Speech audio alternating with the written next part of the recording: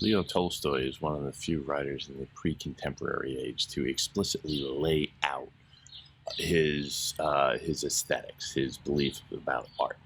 It's become much more common now with the profusion of media, so you get writers opining about this, that, and all of their little preferences. But it was less common when when Tolstoy offers his. He came out with the book "What Is Art?" Very clear title. In 1897, after it took some time to publish because he was running into problems with censors. The Russian government did not like him very much at this point. They tolerated him, but he was a little too stridently revolutionary for them. When it did hit, it was fairly late in his career. He was going to die just a few years later, and all of his major artistic work was already done, and he had in fact given up creative writing, as we would call it. He had found it to be ultimately somewhat pointless and silly, or at least his work. But he wanted to tackle the topic as a whole. What is art? And so he tries to generate a definition that would cover all of art. And he mentions, literature, of course, but painting, and spends quite a lot of time on music. And he, in fact, really opens up the definition to be much more universal. Quite frankly, he talks about home design. He talks about cutlery, knives and forks. What do they look like? He really opens up that definition and gives it a very thorough consideration in this book. And it is not a completely have the kitchen sink in kind of theory. Not at all. He is very, very specific about what he likes, what he doesn't like, what is good, and what is bad. And he ruffles some feathers here and there. He takes he takes a lot of so-called sacred cows to task. He doesn't have much time for Shakespeare, doesn't really particularly like Beethoven. He spends a long time lambasting Baudelaire and Verlaine. Wagner comes in for a real old school spanking. It's a very opinionated piece, and because he is Tolstoy, he can utter it with such phenomenal confidence and clarity that it is remarkable to behold. There is in the world of aesthetics, and he does a literature review, as it is called, at the beginning of this essay, where he goes through many writers from all over Europe at the time. He has particular, animus towards European intellectuals, but he goes through them, bullet pointing their concepts of it and how they have tackled this question. And he ultimately sort of like scraps it all and says, well, all right, that's all just a lot of hogwash. And he takes them to task for just splitting hairs and getting very finite and trying to sound like you're saying something when you're really saying nothing at all.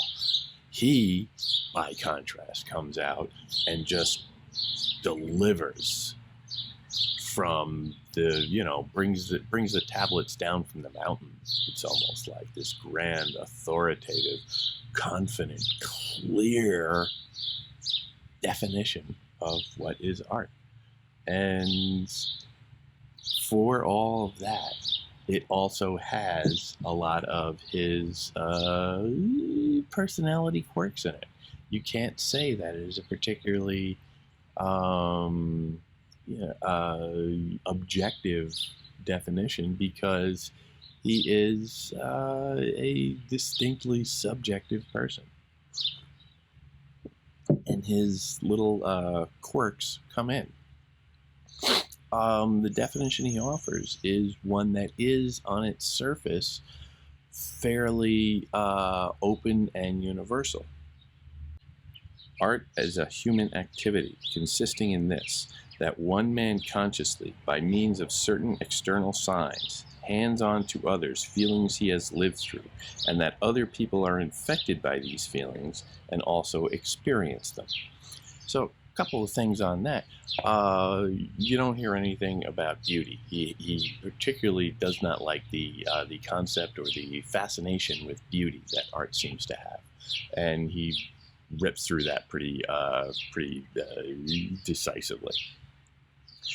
But the universal quality of it, art is human activity. Well, that's very, very general. Anything can be human activity. The way I just scratched my nose could be human activity. That could be art.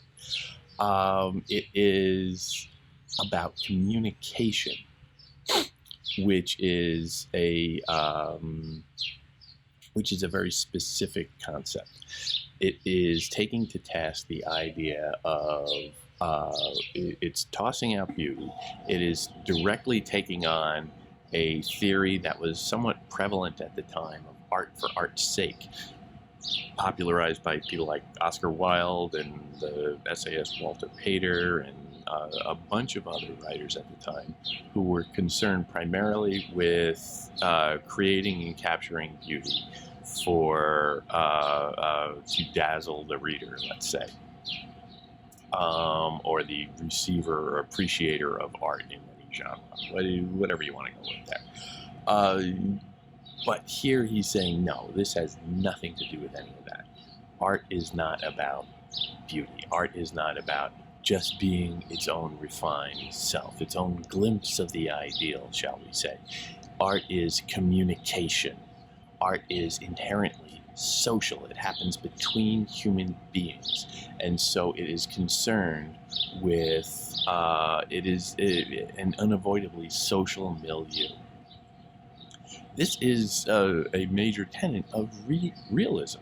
This is that belief that human life, human experience, human emotion has some validity and needs to be shared and needs to be expressed, and that we do this in as clear and objectively recognizable a way as possible. When he says that the artist hands on to others feelings he has lived through, and that other people are infected by these feelings and also experience them, he's talking about essentially a kind of mimesis where the artist has an experience that is meaningful and then tries to recreate in some fashion that experience through his art. And then whoever comes and reads it or sees it or hears it or feels it or whatever, in that experience of experiencing that work of art, that other person has access to the sensations and the emotions of the original experience, and thus broadens himself or herself, and more importantly, creates a bond of sorts with the artist and with anyone else who may have felt that same feeling, which is assumably fairly many. So it creates it is a unifying factor. It creates a kind of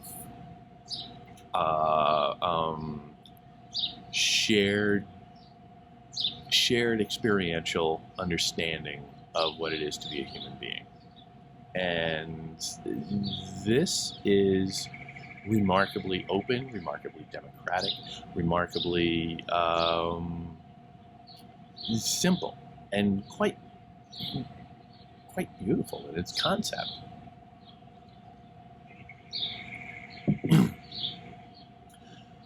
The knives come out with Tolstoy when he starts talking about what has happened to art lately. And by lately, he's talking in epical terms. His particular frustration is that all the wrong people seem to be the standard bearers or the guardians of what is considered art or culture. And here he means the rich. And this is where it gets, Tolstoy was an extraordinarily rich man. He was born a very high-ranking aristocrat. He had money, like it was endless. And, in his lifetime, especially in his youth, he gambled away, many, many multiples of the fortune that, even the well-off middle class could possibly achieve. Not that there was a huge middle class in Tsarist Russia at the time,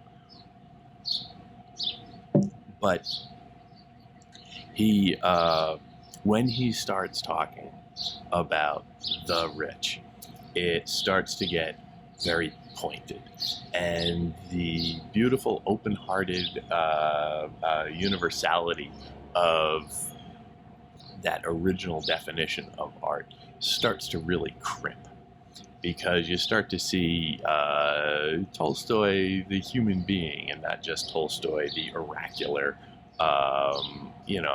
eminence shining down on you. And he just cannot stand the wealthy. To his credit, he walked the walk. He gave away most of his money in his later years and lived as a peasant largely. But the animus he feels towards the class to which he was born is quite profound. And here he gets into problems. This is probably why his censors had such a problem with him.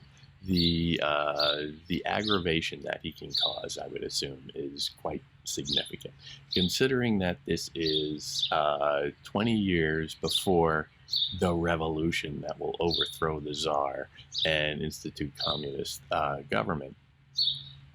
Is he was throwing some hardballs here. He takes them to task. The wealthy, the aristocracy, and also the other power center of the time, which was the organized Russian Orthodox Church. And he has no patience for either institution. He talks about his religious beliefs in other works, and it's obviously a big theme throughout his fiction. Most critics will call him a radical Christian who felt that organized religion, as it is practiced in not just the Russian Church, but also the Catholic Church and any large institutional structure, is completely deviated away from and corrupting the original Christian teaching. And he was very big into following the Gospels, and his whole shedding all of his money and living as a pauper thing is how he interprets the prime message of the Gospels. And you got to give him credit. He did walk the walk, but the agitation that he stirs up is pretty profound. A few of the rich and strong, like Francis Assisi and others, accepted the Christian teachings in its full significance, even though it undermined their privileged positions. But most people of the upper classes, though in the depth of their souls they had lost faith in the Christian teachings, could not or would not act thus, because the essence of that Christian view of life, which stood ready to be adopted when once they rejected the church faith, was a teaching of the brotherhood and therefore the equality of man, and this negatived those privileges on which they lived, in which they had grown up and been educated, and to which they were accustomed. So he sees it as a power dynamic. The privileged, the aristocracy, and the church authorities like the way things are, and they don't really want it. They're not so concerned with, Jesus, he had some, those were some throwaway lines. The whole easier for a rich man to get into heaven than for a camel to pass through the eye of a needle. He was just being clever there. That doesn't really mean anything. Tolstoy took it very seriously, and he was, and as he is writing this, and he repeatedly goes through it and says, our class, and he keeps referencing us, and our people, and our kind, and there's a particular venom in the way he says it. You can just, even in translation, just the bite comes through, and he is, in this will. Again, he goes off on church and religion and many other venues, but here he confines it more or less, except for that little bits here and there where he talks about it, the exploitation of the underclass. For the most part, he talks about the perversion of this reality within the realm of art. And for him, he sees that the monopoly, essentially, that the wealthy have on definitions of art and on what art is produced and what art is valued, he sees that as particularly corrupting. And the consequence of this absence of true art shows itself inevitably in the corruption of that class which nourishes itself on the false art. All the confused, unintelligible theories of art, all the false and contradictory judgments on art, and particularly the self-confident stagnation of our art in its false path, all arise from the assertion, which has come into common use and is accepted as an unquestioned truth, but is yet amazingly and palpably false. The assertion, the only, the universal art, is namely, that the art of the upper classes is the whole art, the true, the only, the universal art, and although this assertion, which is precisely similar to the assertion made by the religious people of the various churches who consider that theirs is the only true religion, is quite arbitrary and obviously unjust, yet it is calmly repeated by all the people of our circle with full faith in its infallibility. He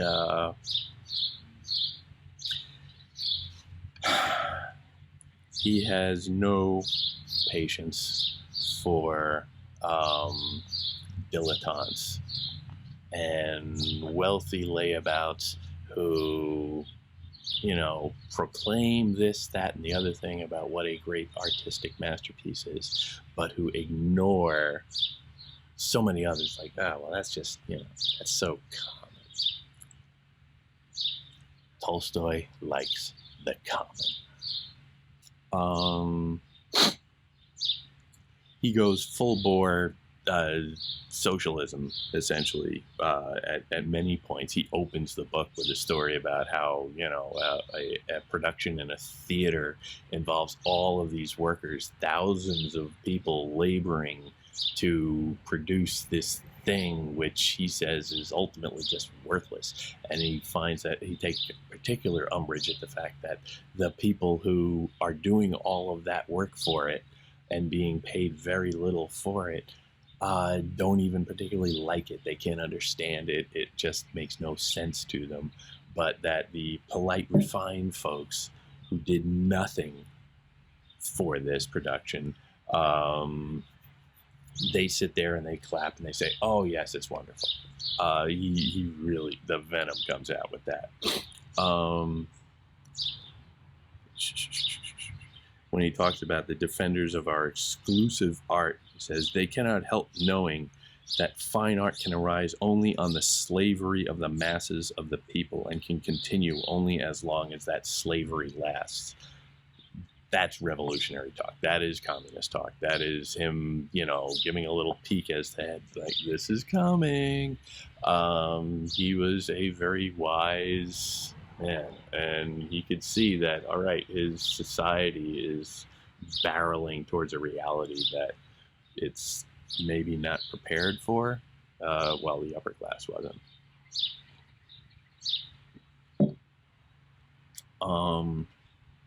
And this exclusive grip that the cultured classes, that the educated classes, that the wealthy classes have on art brings about some very corrupting results as far as he is concerned. Among which the first great result was that art was deprived of the infinite, varied, and profound religious subject matter proper to it. He's very big on linking religion and art, and that religious sensibility that he sees within the universality of it, the connection of it. The second result was that having only a small circle of people in view, it lost its beauty of form and became affected and obscure. And the third and chief result was that it ceased to be either natural or even sincere and became thoroughly artificial and brain-spun. Everybody has the experience of confronting a work of art that they say, I just don't get it. And this is what he's really attacking here, the idea that you have to have such a refined sensibility, such a fine-tuned and exacting education, which is something that most people on the planet just do not have the time or the resources to achieve. And he's saying, that's all worthless. That's junk. That's just entertaining, a couple of very, worthless people to begin with. So he doesn't really see a lot of value in that.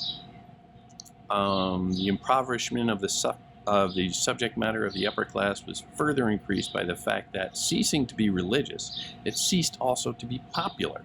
And this again diminished the range of feelings which it transmitted. Again, the popularity, the idea that art is an essentially social phenomenon, but also that popularity has a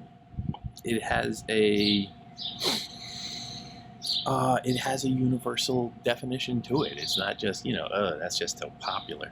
It's popular because everybody has access to it. And if everybody has access to it, then it has access to everybody through a range of feelings that are simply outside the narrow confines of aristocratic life.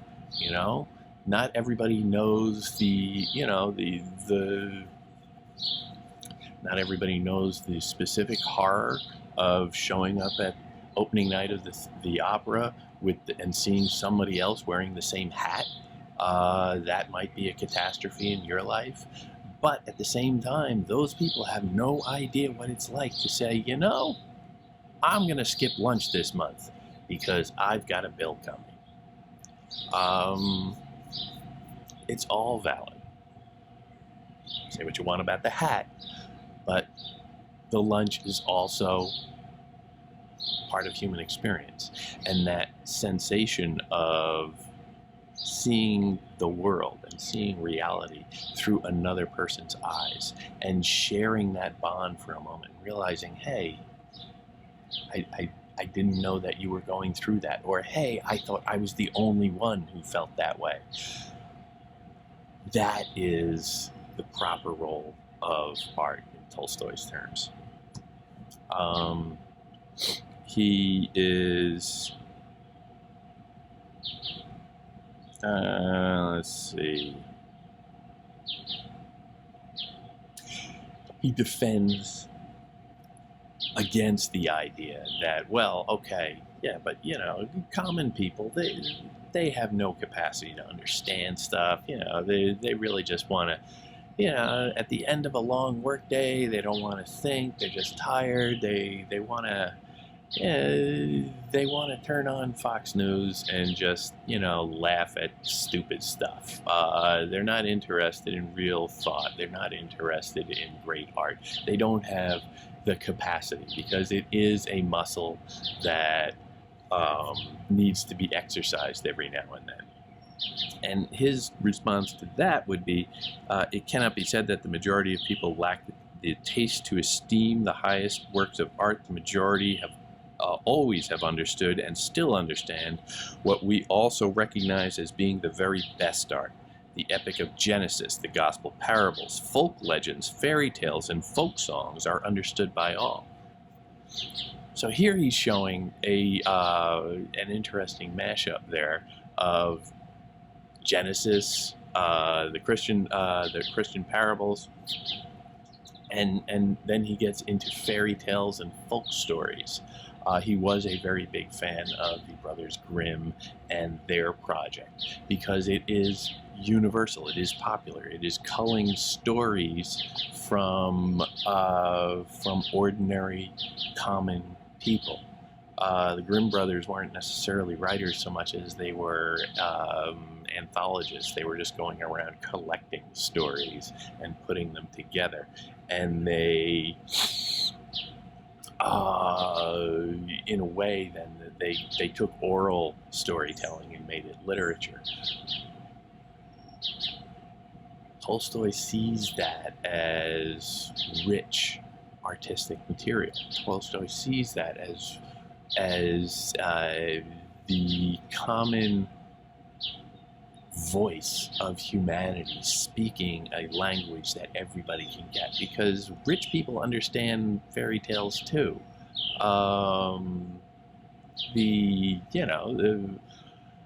A lot of their justification comes on the basis of the three little pigs. Well, the third pig was the smart one, and he built his house out of bricks, so the other two deserve to lose their homes. That's basically capitalism.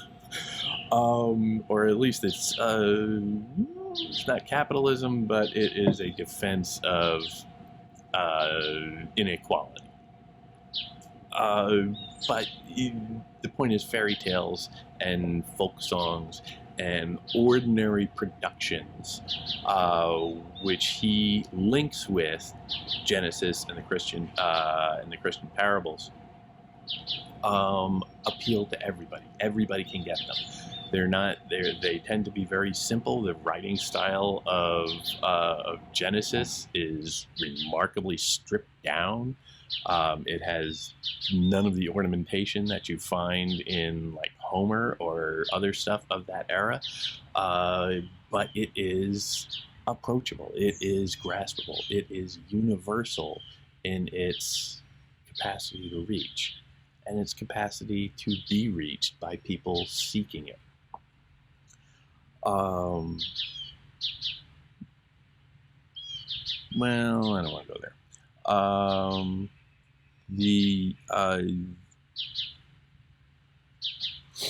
At the same time, while he is heralding this focus on an ordinary, common readership or viewership or whatever audience, and at the same time making sure that, okay, it can't be anything too out of the ordinary. It needs to be something shared. It needs to be something necessarily kind of real, common among ordinary people, among every person.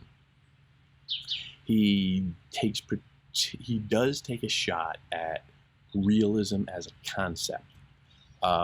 He talks about the different ways that art can be made artificial. He really likes ripping into what he doesn't like more than he likes building up what he does, quite frankly.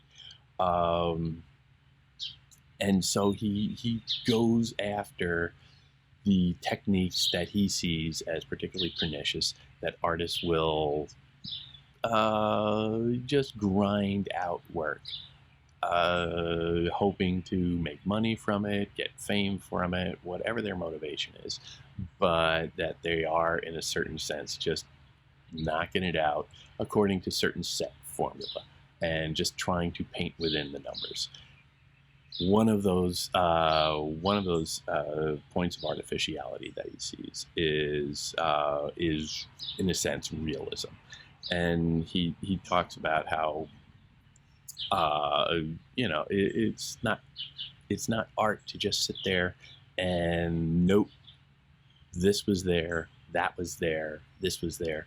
And here I get the sense he's going after like a Balzac, who, if he's writing a scene with two people having a conversation in a room, you get like a dozen pages of description of the room before anybody opens their mouth. He sees it as a kind of lazy, just note-taking, cataloging, and he gets very frustrated with that if the details don't inform the story or create the necessary effect, don't contribute to the feeling of recognition, to the communication between people. He says that which he calls imitating. The essence of this method consists in supplying details accompanying the thing described or depicted. In literary art, this method consists in describing in the minutest details the external appearances, the faces, the clothing, the gestures, the tones, and the habitations of the characters represented, with all the occurrences met with in life. For instance, in novels and stories, when one of the characters speaks, we are told that in what voice he spoke and what he was doing at the time, and the things that are not given so that they, and the things said are not given so that they should have as much sense as possible. But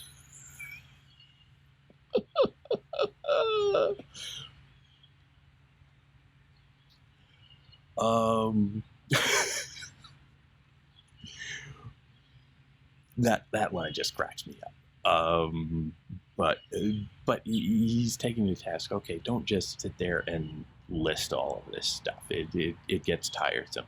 And when you read Tolstoy's fiction, when you read War and Peace, Anna Karenina, Ivan Ilyich, everything that he wrote, the details he selects to decorate a scene, let's say, are always very, very purposeful. They, in one way or another, communicate something. They're not just setting the scene or decorating or trying to be beautiful. They have a necessary utility that he seems to be demanding here. To value a work of art by degrees of its realism, by the accuracy that details produce, it is strange as to judge of the nutritive quality of food by its external appearances. When we appraise a work according to its realism, we only show that we are talking not of a work of art, but of its counterfeit. And he drops this word pretty frequently throughout this second half of the book, the counterfeit. The idea that bad art is bad because it is a lie. It is insincere in his terms. Thus, in all realms of art, counterfeits of art are manufactured to a ready-made, prearranged recipe, and these counterfeits the public of our upper classes accepts for real art. He just cannot get over formulas.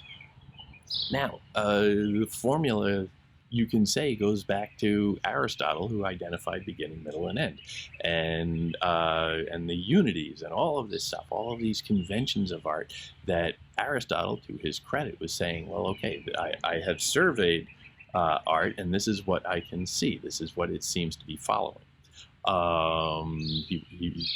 Inductive, deductive. But here, Tolstoy is taking to task people who start with the definition and then try and fit their art into these prearranged molds. And he finds that to be false. He finds that to be essentially lying, and it is clearly the biggest crime in art as he is concerned. What he does endorse, and well, what he sees that as a sacrifice of, he mentions it there, is sincerity. The idea that an artist is being sincere in trying to convey or share the emotion that originally prompted him to write this piece. He is saying that, well, okay, counterfeit art generally comes from the idea of people leaning back and saying, well, what do I write now? And he takes particular vigor at attacking so-called professional artists, which is a bit rich for him, who, again, never had to work a day in his life, always had money, always had the connections to get himself published. It was, it's a little bit of that's thin ice he's skating on there. But his art does speak for itself largely. It is always, you get the sense, quite genuine. He always has something to say, and the art is his way of saying it.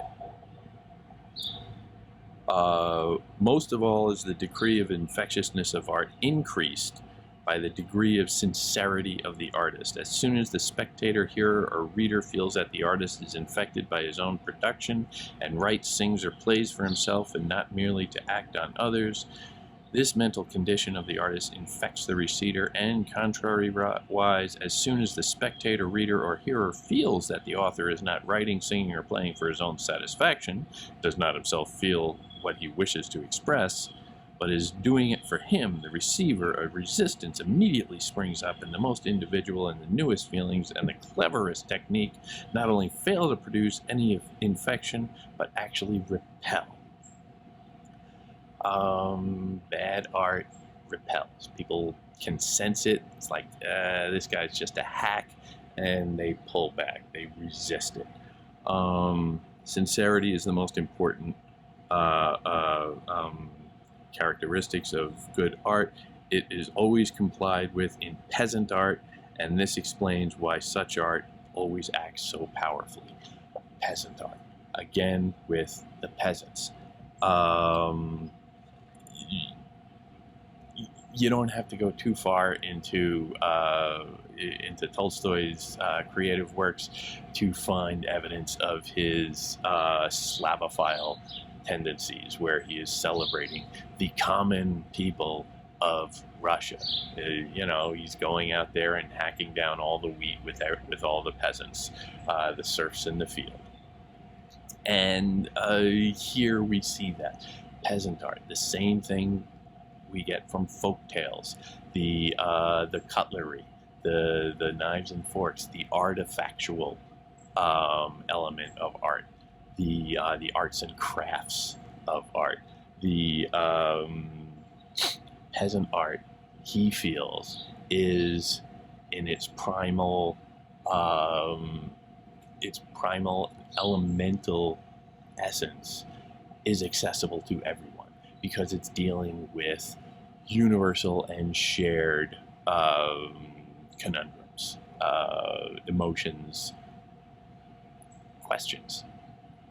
And he sees this as the way forward for art.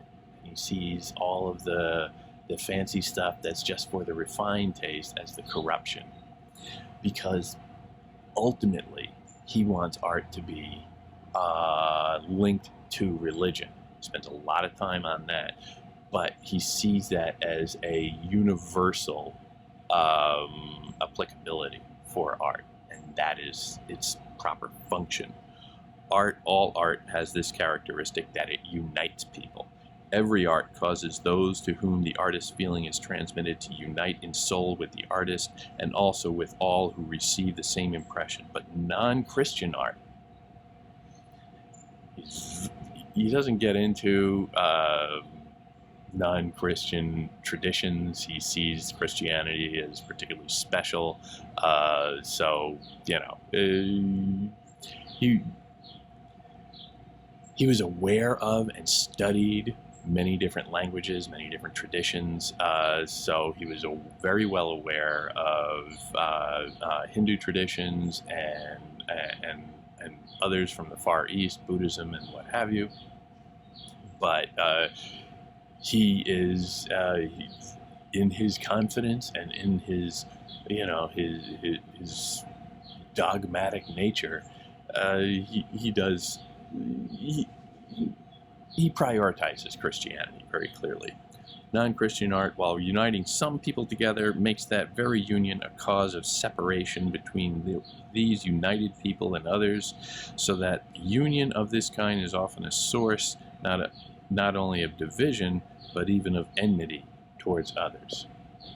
So he sees the art as, or bad art, as creating tribalisms within a culture. And his understanding of it is that it should all be oriented towards unifying the tribe. He doesn't say that, well, there is still going to be another tribe. He doesn't say that, well, okay, if we all unify around Christian art, what about the non-Christians? He doesn't go there. That's a little far outside what he's trying to do in this work. He was a man very secure in his opinions, let's say.